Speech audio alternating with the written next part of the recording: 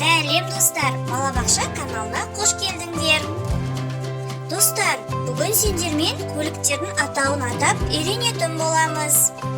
Кім табады екен? Дұрыс балдар, жарайсыңдар, бұл полиция көлігі. Қане ойланайықшы? Жарайсыңдар, дұрыс достар, бұл өрт сөндіру көлігі.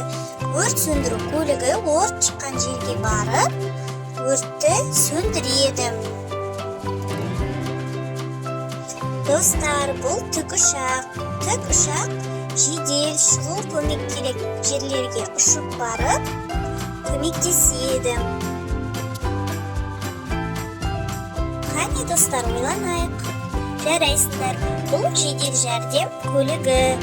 Жедел жәрдем көлігі ауырып жатқан адамдарға шұғыл түрде барып көмек көрсетеді. Бұл қандай көлік достар? Дұрыс айтыңдар, бұл автобус. Автобуспен біз балабақшаға, мектепке барамыз, Қанеке ойланайық. Жарайсыңдар достар, бұл джип. Достар, қане ойланайықшы? Дұрыс, бұл қайық. Қайықпен әкелеріміз балық аулайды. Достар, бұл үлкен ұшақ.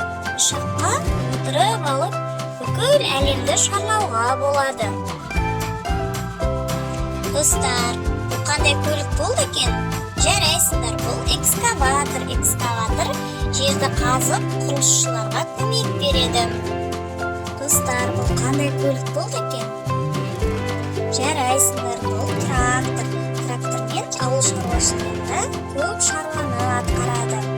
Мысалы, малды тасиды, көкөністерді тасиды, трактормен шөп тасиды, және де жерді жыртады.